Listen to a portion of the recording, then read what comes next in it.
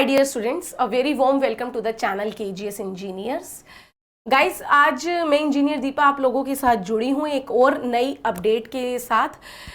आज की जो वैकेंसी अपडेट है मैं पहले ही बता देती हूँ, ये हमारे ITI स्टूडेंट्स के लिए इम्पोर्टेंट अपडेट है और ये अपडेट हमारी निकल कर आई है CSIR की तरफ से। CSR यानी कि council of scientific and industrial research, ठीक है, CSIR की तरफ से निकलती है और CSIR में भी कई सारे आपकी आप कह सकते हैं काउंसिल्स आती हैं, तो उसमें भी ये आपकी निकल के आई है हमारी CBRI की तरफ से। CBRI क्या होता है? सेंट्रल बिल्डिंग रिसर्च इंस्टीट्यूट, मतलब कि जो ये जितनी भी बिल्डिंग्स गवर्नमेंट बिल्डिंग्स अप्रूव्ड होती है, पास होती हैं, उनकी जितनी भी रिसर्च वगैरह है वो इसके अंदर की जाती है। तो आपकी मतलब बिल्डिंग से जब बात आई तो ये ऑब्वियसली थोड़ा सा दिमाग में आता है कि सिविल वालों की होगी, लेकिन इसमें हमारे कई सारी मल्टीपल पोस्ट मांगी गई हैं, मल्टीपल ट्रेड्स मांगी गई हैं आइकन से। तो कौन कौन सी हैं वो मैं सारी आपको इंफॉर्मेशन देने वाली हूँ। तो सबसे पहले आपको पता चल गया कि ये वैकेंसी कहाँ से निकल कर आई है। CSIR के कौन से डिपार्टमेंट? CSIR के CBRI इंस्टीट्यूट से निकलकर यहाँ पर आई है और ये वैकेंसी है पूरे ITI कैंडिडेट्स के लिए। और कब से फॉर्म फिलिंग होंगे ये भी आपको बता दूं। फॉर्म फिलिंग प्रोसेस जो है वो स्टार्ट हो चुका है। 19 तारीख से आपका फॉर्म फिलिंग प्रोसेस स्टार्ट है और 15 अप्रैल तक ये प्रोसेस आपका कंटिन्यू जाने वाला है, ठीक है, ओके। जैसा कि मैंने आपको बोला था ITI स्टूडेंट्स के लिए है, तो उनकी पोस्ट का नेम जाएगा टेक्नीशियन का, टेक्नीशियन 1 की पोस्ट है। हालांकि यहाँ पर नंबर ऑफ वैकेंसीज कम है, मैं खुद ही बता दूं 17 वैकेंसीज है।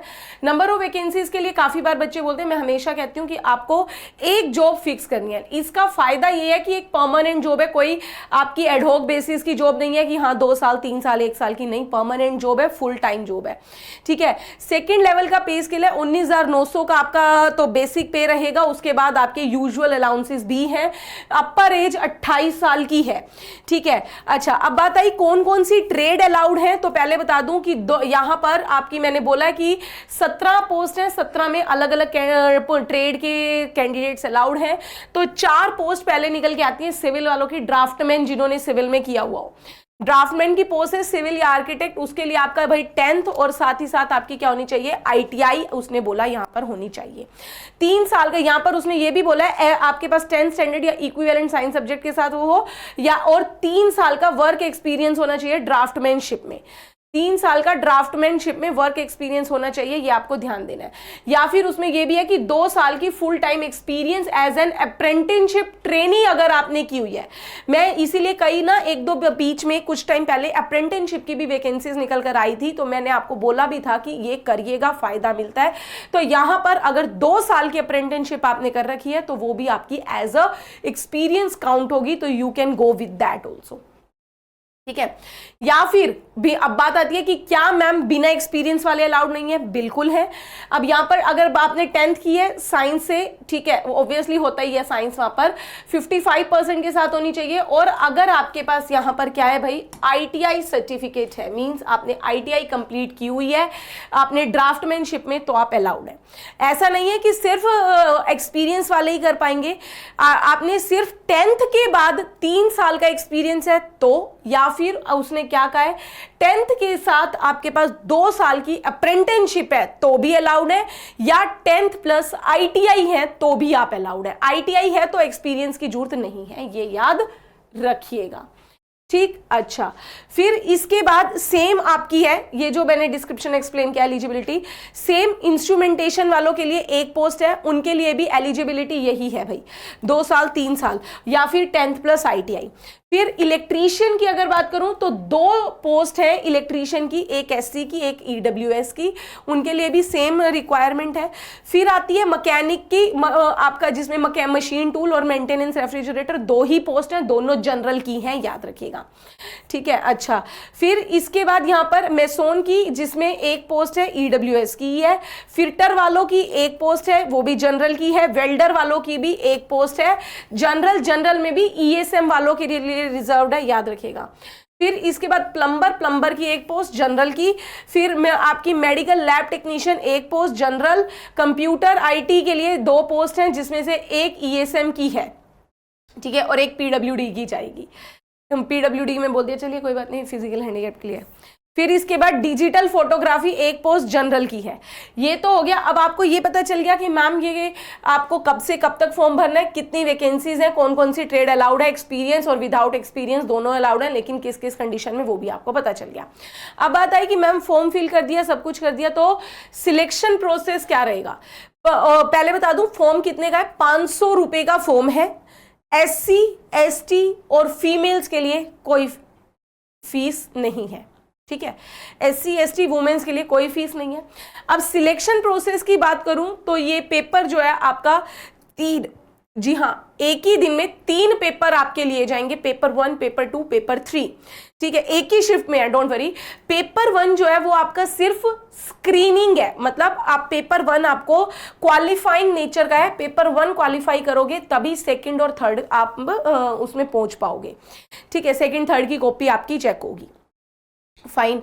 फाइनल जो मेरिट लिस्ट बनेगी उसमें सिर्फ पेपर 2 और पेपर 3 के ही मार्क्स एड ऑन होंगे, पेपर 1 के कोई मार्क्स एड ऑन नहीं होंगे, ठीक। अच्छा, अब इसमें क्या क्या मैम सिलेबस क्या है इसकी बात करूं। ये जो पेपर है पूरा OMR बेस्ड होगा, कंप्यूटर बेस्ड पेपर नहीं है आपका। OMR यानी आपको एक क्वेश्चन पेपर बुकलेट मिलेगी और उसके बाद आपको OMR शीट मिलेगी जिसमें 4 सर्कल आपको फिल आउट करने होंगे, सही, ठीक। टोटल टाइम 2.5 घंटे का है, टोटल क्वेश्चन आपके 150 हैं। अब देखिए पेपर 1 जो है वो 1 घंटे का रहेगा जिसमें 50 क्वेश्चन आपसे पूछे गए हैं। पेपर 1 जो मैंने बताया आपको, पेपर 1 मैंने जिसमें बोला कि आपके 50 क्वेश्चन है लेकिन 100 नंबर का, मतलब 2 नंबर का, इसमें कोई नेगेटिव मार्किंग भी नहीं है, याद रखिएगा। इसका सिलेबस सिर्फ नॉन टेक रहेगा जिसमें मेंटल एबिलिटी टेस्ट है, मतलब आपकी रीजनिंग वगैरह का ज्यादा है, एप्टीट्यूड है, रीजनिंग है, प्रॉब्लम सॉल्विंग सिचुएशन आपका, मतलब IQ लेवल चेक है एक तरीके से। फिर सेकंड पेपर की अगर मैं बात करूं तो आधे घंटे का पेपर होगा सेकंड पेपर, ठीक है। इसमें आपको नेगेटिव मार्किंग भी मिलेगी। ये सेकंड पेपर में 2 चीजें आनी है, एक तो GA जनरल अवेयरनेस और इंग्लिश, ठीक है। जनरल अवेयरनेस इंग्लिश 25-25 क्वेश्चन आएंगे, एक क्वेश्चन 3 नंबर का है यानी 75-75 नंबर के। नेगेटिव मार्किंग भी होगी, अगर गलत करोगे तो आपको भाई वहां पर 1 नंबर कट भी जाएगा, ठीक। फिर थर्ड पेपर 1 घंटे का, इसमें पूरा का पूरा आपका ट्रेड है, ठीक है। पूरी जो ITI की ट्रेड है वो आपको यहां पर करनी है। 150 नंबर, यानी कि इसमें भी नेगेटिव मार्किंग है, एक क्वेश्चन के 3 नंबर है, 50 क्वेश्चन 150 नंबर और गलत पर 1 नंबर कट, ठीक, ये याद रखिएगा।